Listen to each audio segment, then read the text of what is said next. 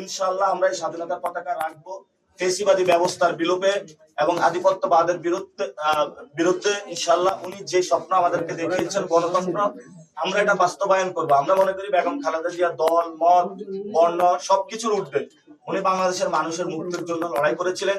এই মুক্তির যাত্রা অব্যাহত থাকবে। এই ছবি এখানে যত মানুষ বিএনপির নির্যাতিত নিপীড়িত তাদের প্রতি উৎসর্গ।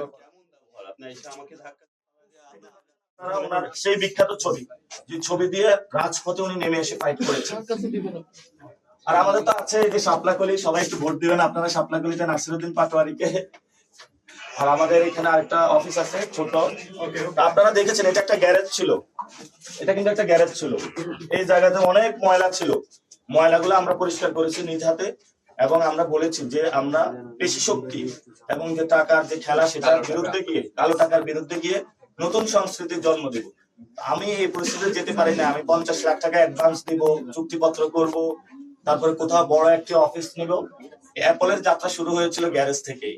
ইনশাল্লাহ আমাদের যে আজাদের যাত্রা, ঢাকা আটের ন্যায়ের এবং অন্যায়ের বিরুদ্ধে রুখে দাঁড়াবার যে লড়াই, এটা এই গ্যারেজ থেকে শুরু হয়েছে এবং ইনশাআল্লাহ এটা পার্লামেন্টে কণ্ঠ পৌঁছবে ইনশাআল্লাহ। আপনি বলেছেন যে এটা জনগণের অফিস হবে আপনি যদি এমপি হন, কিন্তু আমরা দেখি যে জনগণের অফিস আলটিমেটলি এমপিকেও সেই অফিসে পাওয়া যাবে না। তো আপনার ক্ষেত্রে কি আসলে ব্যতিক্রম হবে কিনা? আমার ক্ষেত্রে ব্যতিক্রম হবে, আমাদের একটা কল সেন্টার থাকবে যেখানে মানুষ সমস্যাগুলো জানাতে পারবে।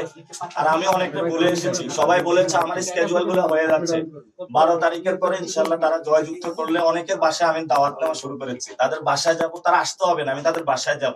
আর সবসময় ইনশাআল্লাহ আমি অফিসে থাকবো। এটা কোনো এমপি অফিস হবে না, এটা জনগণের অফিস। অর্থাৎ একটা দোকানে গিয়ে সবাই যেভাবে আড্ডা দেয়, চা খায়, এখানে সবাই আসবে, আড্ডা দিবে, চা খাবে, আমাদের এলাকার সমস্যা যেগুলো রয়েছে সেগুলো আমরা সমাধান করবো।